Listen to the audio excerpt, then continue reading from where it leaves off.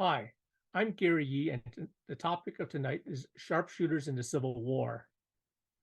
Our sharpshooters were as bad as the Confederates, and neither of them were of any account as far as decisive results were obtained. They could sneak around trees or lurk behind stumps, or cower in wells or in cellars, and from the safety of their lairs, murder a few men. Put the sharpshooters in battle line, and they were no better, no more effective than the infantry of the line, and they were not half as decent. There was an unwritten code of honor among the infantry that forbade the shooting of men while attending to the imperative cause of nature, and these sharpshooting brutes were constantly violating the rule. I hated sharpshooters, both Confederates and Union, and I was always glad to see them killed. That was penned by Private Frank Wilkinson, 4th U.S. Artillery Regiment.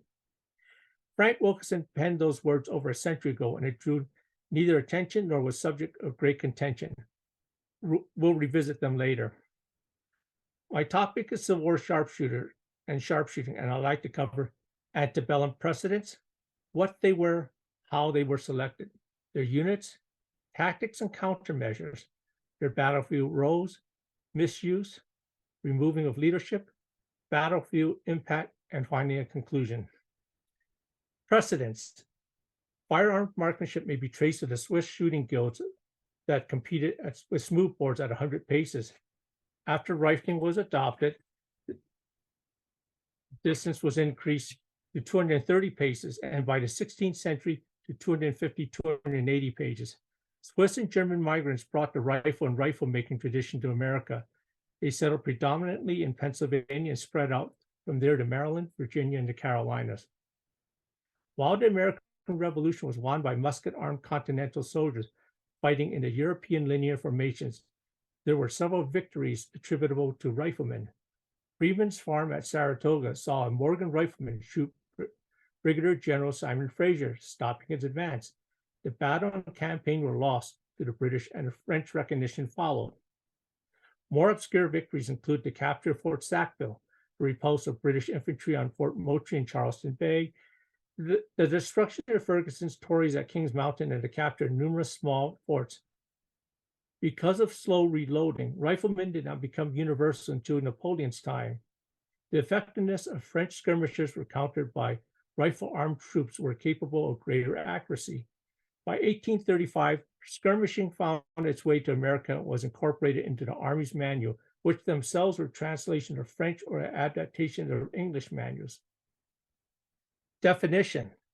Sharpshooters may perform as skirmishers, but not all skirmishers are sharpshooters. What's the difference? Skirmishing was something that every infantryman received training in.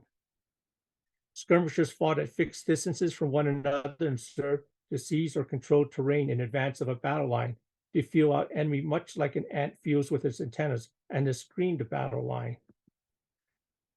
A sharpshooter, by definition, is a military marksman who is a skilled shooter. He may perform any task demanded of a skirmisher, but has superior marksmanship skill.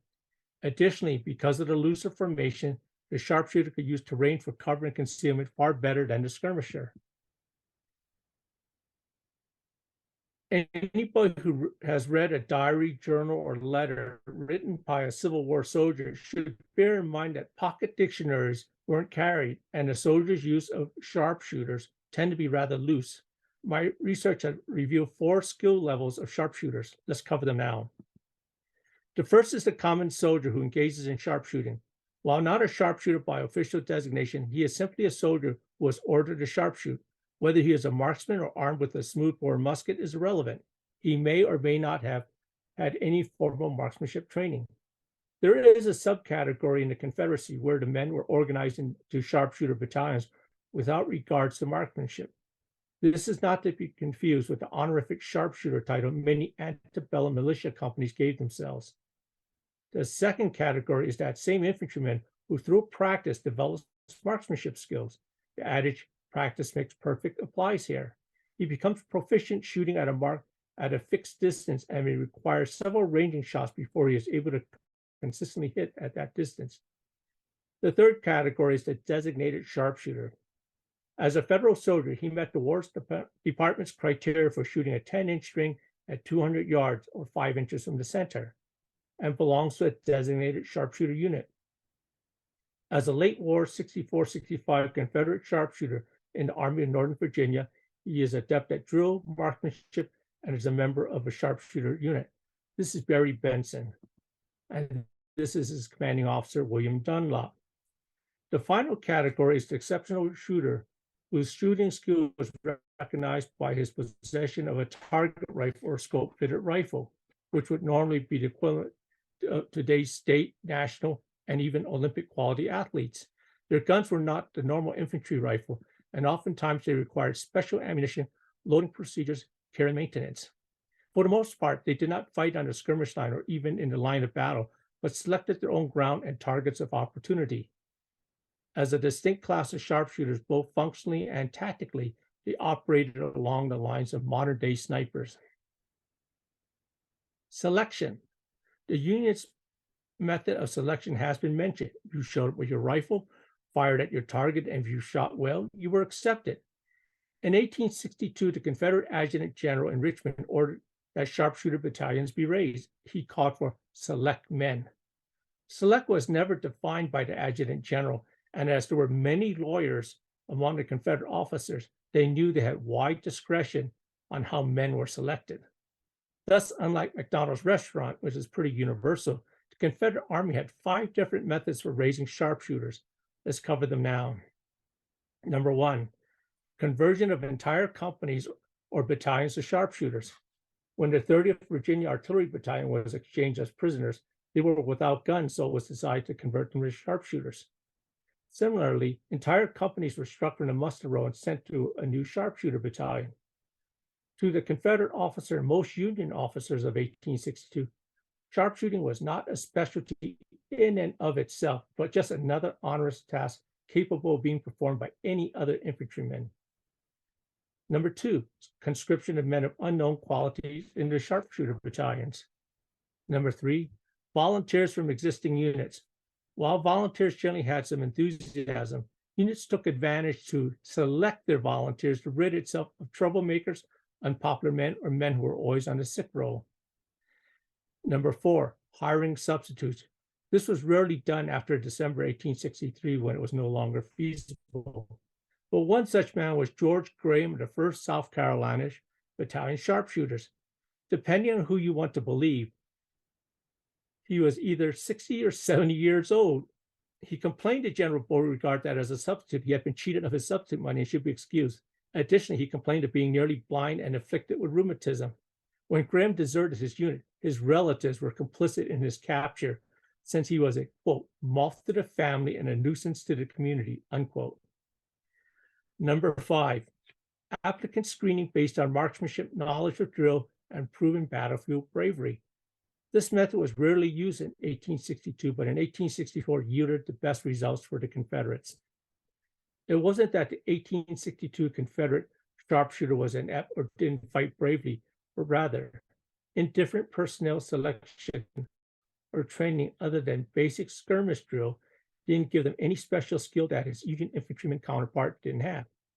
Inconsistency in selection of men was also applied to officers in 1862. VMI attendee who was refused a diploma, Walter Harrison, almost received his commission in Pickett's division because of Pickett's friendship. Some battalions were considered regulars and not state volunteer battalions, so its officers were appointed and not elected. Standing out in contrast was the Confederate Army of Tennessee's Major General Patrick Cleburne. A British Army veteran, Cleburne had a British musketry manual with which he instructed his division on marksmanship. Cleburne raised a special unit of sharpshooters who were expert shooters and could be called upon to silence artillery. Subsequent to Cleburne's raising of sharpshooters, in 1862, the Army of Northern Virginia Brigadier General Robert Rhodes tasked 5th Alabama Major Eugene Blackford to raise a company for his brigade. When Rhodes became division commander, Blackford expanded to a battalion drawn from the division. In 1864, the Confederate Army of Northern Virginia imposed a draft upon its brigades to raise battalions. Men were selected based on intelligence, judgment, marksmanship, and courage, self-confidence, and steadiness in battle. In short, The best men were selected from each regiment and given marksmanship training and skirmish drill. Training included hand signals for night operations. Part 4, sharpshooter units. In the antebellum era, there was no shortage of militia companies that stylized themselves with fanciful names that neither reflected their prowess, their marksmanship, nor the firearms. Thus, some sharpshooter companies like the Jeff Davis Sharpshooters, Vicksburg Sharpshooters, were sharpshooter in name only. These militia identities were subsumed as regimental identity asserted itself. In the North, Swiss immigrant Caspar Trepp originally conceived of the notion of specialized riflemen who would deal death from afar. Not having the political wherewithal, he proposed the idea to inventor Hiram Berdan, who used his connection and was able to raise the 1st and 2nd United States sharpshooter regiments. That's Colonel Hiram Berdan on the left, and accompanying him is Truman Head, aka California Joe, perhaps the most famous sharpshooter of the Union during the war. And this is California Joe posing for the camera around Yorktown. As a side note, Hiram Berdan was never commissioned or never received his commissioning papers.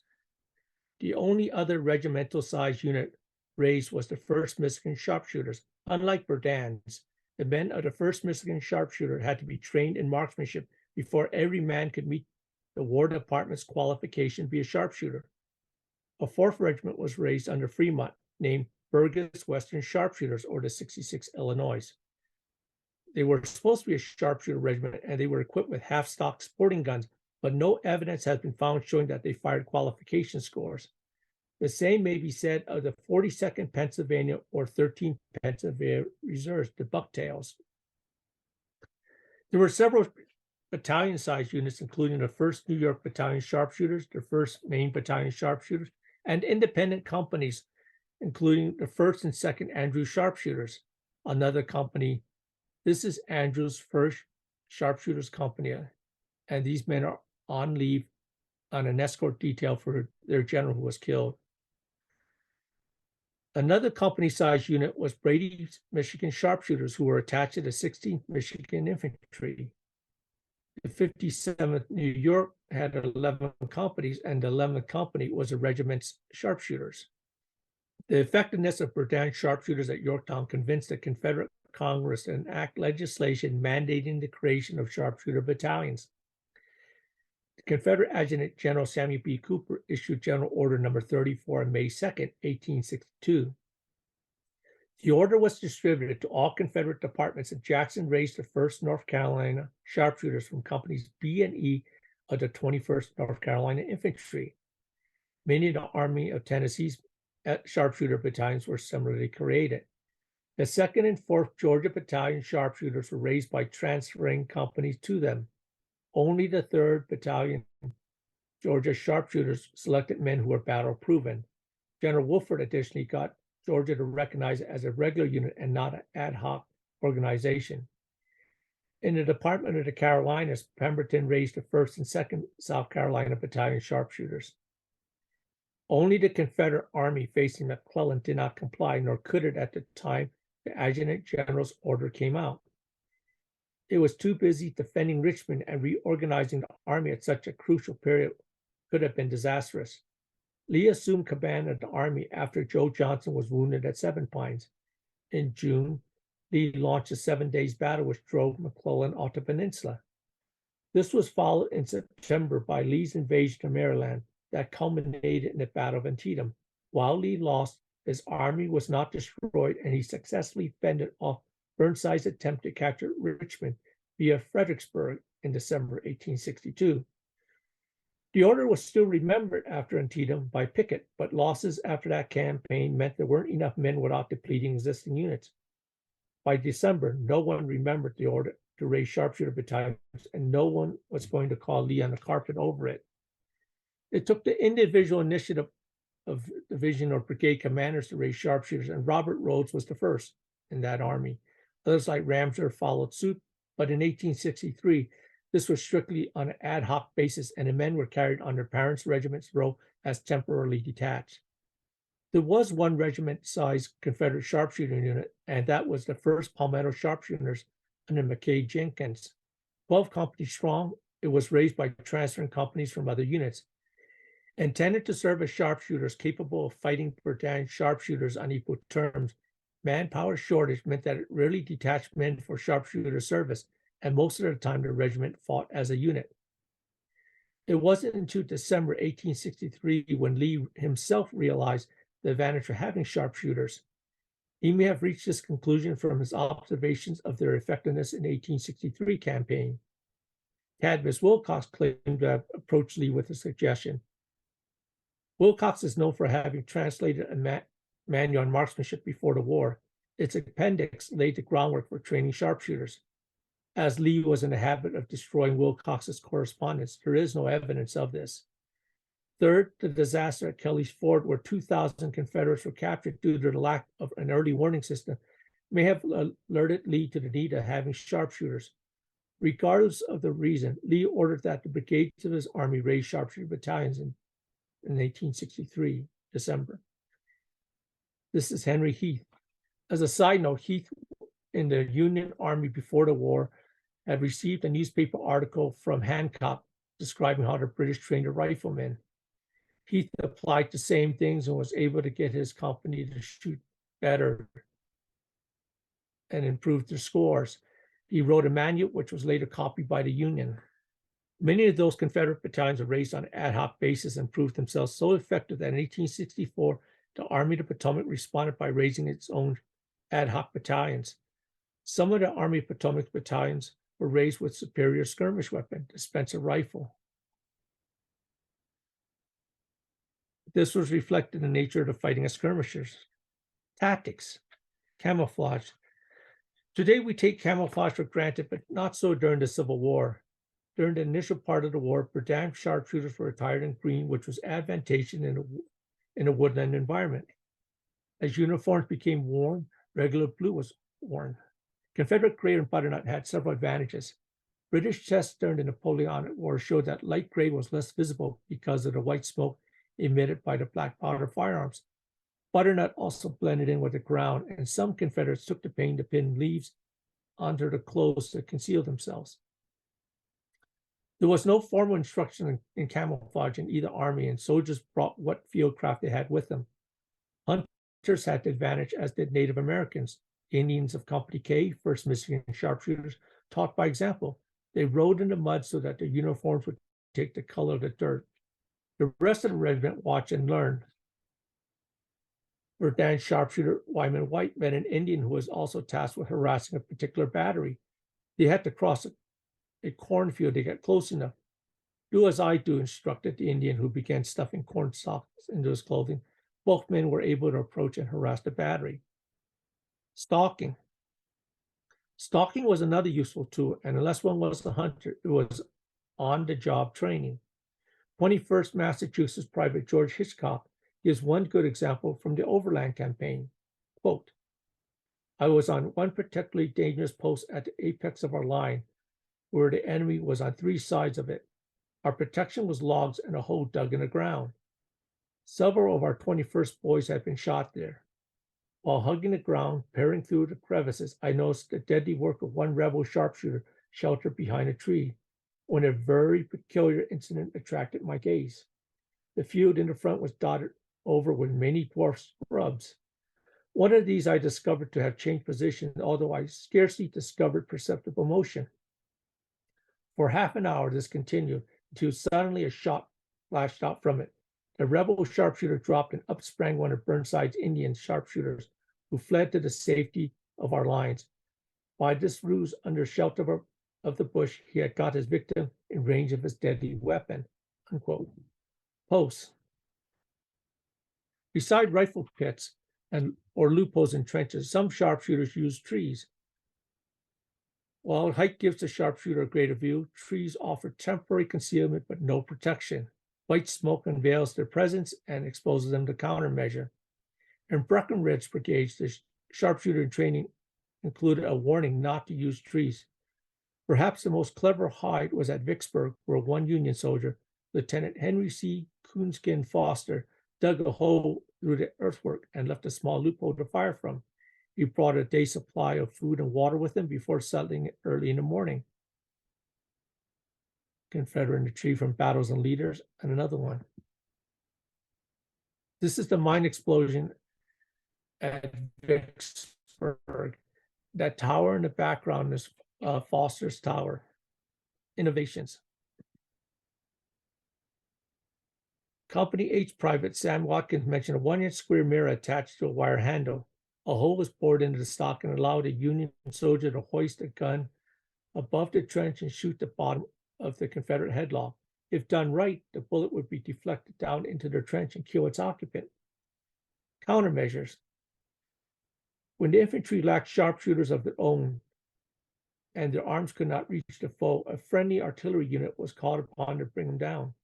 The hat on a stick trick was used by both sides during the war, and if observation was done from trees, the observer would shake the tree to keep it moving so as to be a more difficult target.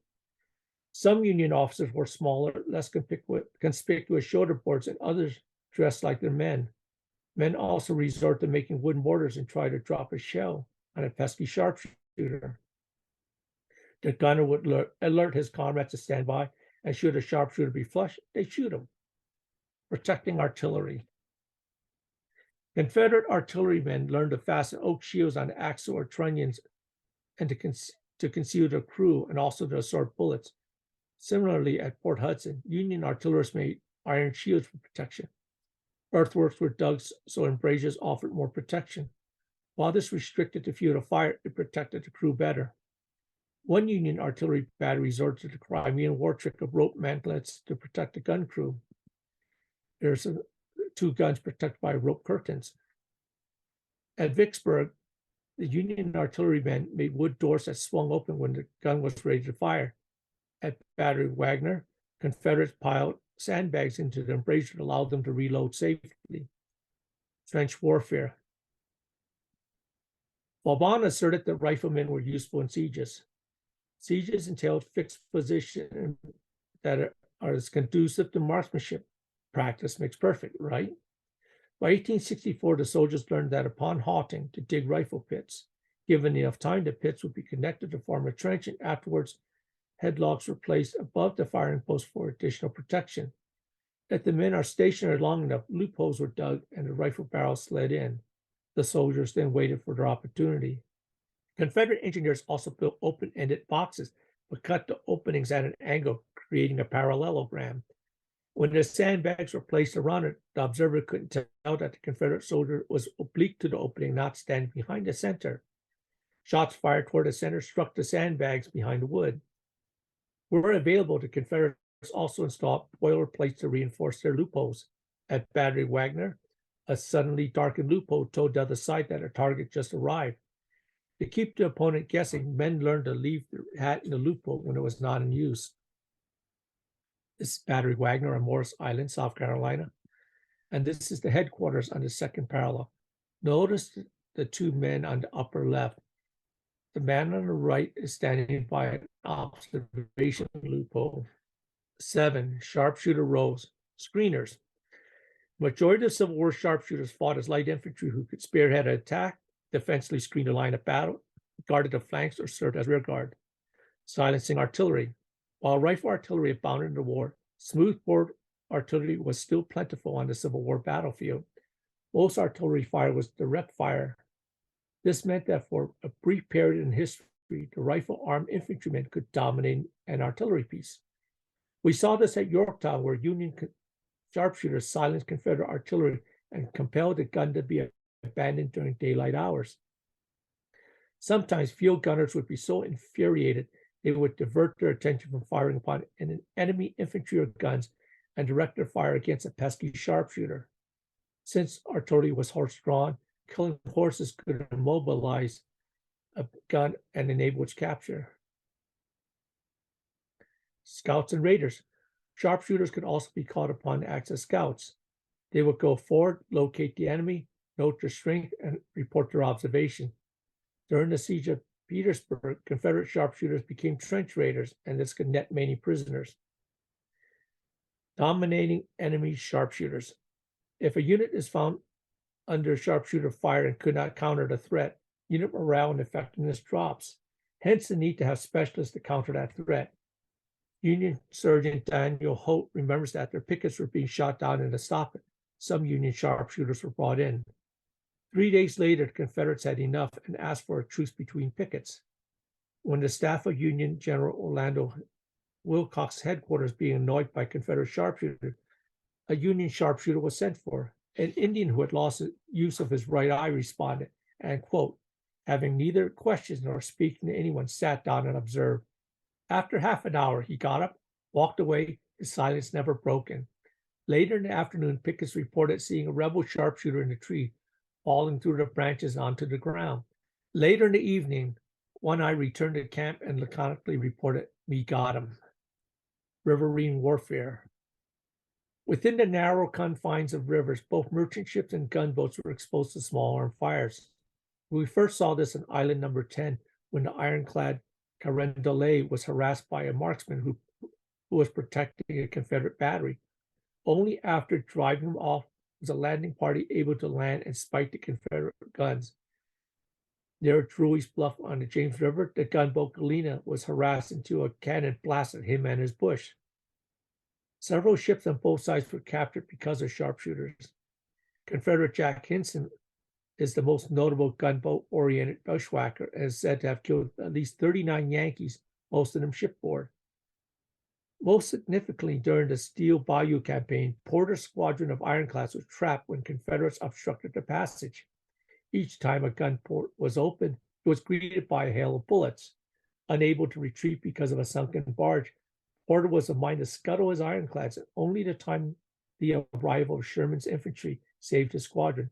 Had Porter's squadron been lost, Grant may not have crossed the Mississippi below Vicksburg. Misuse.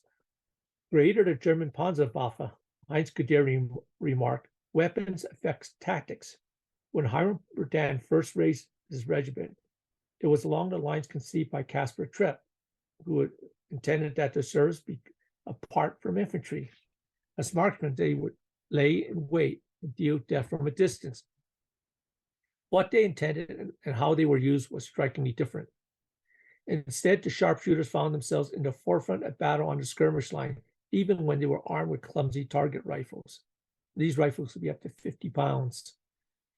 After the target rifles were taken away, they became specialized skirmishers. As late as Mine Run, the 2nd Andrew sharpshooters who were still armed with optically equipped target guns were ordered to charge the enemy, even though their guns had no bayonets. The fault lays in ignorance. Most West Point or military academy trained officers knew Hardys, but not the potential of skilled riflemen. To them, sharpshooters were the skirmishers in the mode of the British 560th or 95th in the Peninsular War.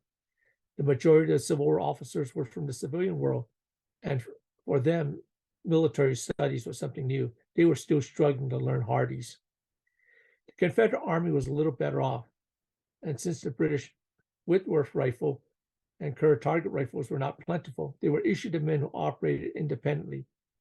It wasn't until late 1864 when the Union Army finally realized there were two types of sharpshooters. One was the marksman who served on as a light infantry skirmisher. The other used a target rifle and he supported an attack or the defense. Berdan sharpshooter William Green wrote home asking, "Tell Morrow to see what he can find me in a good telescope rifle, or if I had one, I could keep under the charges." His fellow sharpshooter, Thomas Lunt, asked for permission to use his scope target rifle. His commanding officer approved and forwarded to the brigade command, division command, and finally corps commander. Part 8, effect of removing leadership. During the Battle of South Mountain, 5th Alabama Infantry Major Edwin Hobson was protecting the Confederate flank. Union troops led by an officer mounted on a white horse was steadily advancing against them. Major Hobson instructed some riflemen to pick them off. They did, and the advance stopped. Learning this, Stonewall Jackson sent his compliments. "Tell Major Hobson I want the brave officers of the enemy killed off. Their death ensures our success. Cowards are never in the front. They skulk or flee." Whether disabling a leader would cause a unit to break depended on the unit morale. In an attack where the morale is high, losing a popular leader could fill the men with a bloodlust. Where a unit's morale was already poor, it can fall into disarray. Examples where the loss of the leader didn't affect the unit was Major General John B. Reynolds' death at Gettysburg. The Iron Brigade fought valiantly until it was outflanked and compelled to retreat. At the Wilderness, 20th Massachusetts, Colonel Macy was shot. Major Henry Abbott took command and walked upright along the line to steady his men. When Abbott was shot, his men fled. The death of Felix Zolikoff at Logan Crossroad caused his brigade to break. Just before Perryville, Union Generals Jackson, Turrell, and Colonel Webster assured their Green men that the probability of being killed was pretty low. Ironically, all three were killed early in the battle and the men broke. At Port Hudson, 165th New York Zouaves came under intense fire, and when their colonel was shot, they fled. Union 6th Corps John Sedgwick was killed at Spotsylvania Courthouse. He was on foot, inspecting his lines, encouraging his men, and just nudged a prone man. He fatherly scolded him with the words, "Why, man, they couldn't hit an elephant at this distance." Then Sedgwick was struck by a bullet fired from over a half-mile distance. His death stunned Grant and the 6th Corps, but the 6th Corps fought on. Sedgwick's death would be felt the next day when his replacement, Horatio G. Wright, failed to coordinate his units in Upton's attack on Confederate defenses at the Misuse. Upton's attack was supposed to be supported by Gershom Mott's division, but when Upton's attack was delayed, Mott never got the word to belay his attack. Mott attacked on time and was defeated. When Upton finally attacked, it was successful, but because it wasn't supported by Mott, it also failed. One diarist felt, quote, "This never would have happened if old Uncle John had not been killed," unquote. 2 days later, when a larger corps-scale attack on the Misuse was launched, that too failed. Part 9, Battles Influenced by Sharpshooting. Many of the earlier examples cited conferred a tactical advantage of a temporary nature that didn't result in influencing the battle. There are 2 battles where sharpshooting played a crucial role in the ultimate outcome. The first is Antietam, where McClellan sought to crush Lee's army. The attack on the Confederate left and center stalled, but it did pin down Lee's army. On the Confederate right, the Union 9th Corps under Major General Ambrose Burnside was to cross the Rohrbach Bridge at Antietam Creek and attack Lee's left flank. If done in coordination with attacks on the right and center, it would crush Lee. The Rohrbach Bridge was almost a bridge too far. Posted on the hillside that overlooked it were the soldiers of the 2nd, 20th, and 50th Georgia Infantry, along with 2 companies of metal sharpshooters. This small band of around 500 men fended off Burnside's attempt to cross for 3.5 hours. Finally, when the Confederates were running low on ammunition, the 51st Pennsylvania and 51st New York stormed the bridge and forced the Confederates back. Additionally, 1 mile downriver from the Rohrbach Bridge, another Union column crossed at Snavely's Ford. Even after capturing the bridge, the crossing proved to be a bottleneck, and it took the 9th Corps over 2 hours to cross and arrange itself in battle formation. When they finally attacked around 3 p.m., they began rolling up Lee's flank, and it appeared that McClellan's plan was working. However, the delay in capturing the bridge and then organizing for an assault was fatal. In an 8-hour, 17-mile force march, General A.P. Hill's Light Division arrived, and in a scene reminiscent of Blucher at Waterloo, slammed into Burnside's flank and drove him back. While the Unions who had 20,000 men in reserve who could cinch the victory, they weren't committed an opportunity to crush Lee pass. Fredericksburg is the other battle where sharpshooting affected the outcome. Again, it involved Burnside attempting to cross a water obstacle. Having reluctantly assumed the command of the Army of Potomac, Burnside planned to slip away, steal a march on Lee, march to Fredericksburg, where he would throw up the waiting pontoon bridges and cross the Rappahannock. He would then march on Richmond and capture it before Lee could arrive, and thereby end the war. Burnside absconded to Fredericksburg, but the pontoon bridges he ordered weren't there, despite the pleas of his subordinates to cross the Rappahannock anyway and drive off the small Confederate force there. Burnside refused to deviate from his plan. While Burnside stalled, Lee learned that Burnside was there and marched down and fortified Marye's Heights. The pontoon bridges arrived, and Burnside initiated his assault on December 11th. Waiting 400 yards away in Fredericksburg was General William Barksdale's brigade of Mississippians, along with the sharpshooters. Ordered to delay the crossing, they waited until the pontooniers were halfway finished before firing. By allowing the bridges to be half built, the Union would be committed to finishing there and could not easily pull up the bridge and start fresh elsewhere. The hail of bullets drove the pontooniers away every time they attempted to finish it. 16 hours passed as Union artillery and sharpshooters pounded Fredericksburg in an attempt to silence the sharpshooters. When the Confederate hornet's nest appeared silent, the pontooniers returned to finish the work. Predictably, the Confederates popped out of the windows, attics, and cellars and resumed their harassing fire. Realizing that the Confederates would have to be driven from the waterfront, Burnside ordered an amphibious assault under covering fire of artillery and sharpshooters. About the same time, Barksdale had been ordered to withdraw. After street fighting, Fredericksburg was secured and the bridges finished. Burnside spent December 12th organizing for his December 13th attack. Sheltered behind a stone wall, Longstreet's men on Marie's Heights handily repulsed each assault, while Jackson on Lee's flank suffered only a minor setback when Lee's division broke through. However, the battle was already lost. Barksdale's delay allowed Jackson's men to march up from the south and reinforce Lee. For Longstreet, Barksdale's Mississippians held the entire enemy army at the riverbank for 16 hours, giving us abundance of time to complete our arrangements before battle. Conclusion: returning to Private Wilkinson's observation, for the most part, he was right, and his comments were neither controversial nor did they draw any particular notice. However, we've seen where removing key leaders conferred a minor tactical advantage as to command, which had to be shifted to the next in line. Sedgwick's death and failure in the two subsequent assaults is an exception, where sharpshooting is used as a fighting component in cooperation with other forces, its values become self-evident. At Antietam, it prevented Lee's defeat, and at Fredericksburg, it made Confederate victory possible. Sharpshooting was largely misunderstood at the war's beginning. Appreciation grew more slowly in the Union Army than the Confederates. Why? First, there's the ignorance of both professional and civilian volunteer officers. Second, Confederacy had Major Patrick Cleburne, who appreciated marksmanship and its application.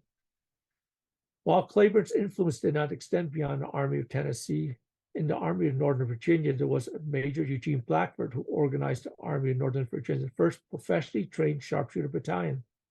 Later, other Confederate divisions modeled theirs after Blackford.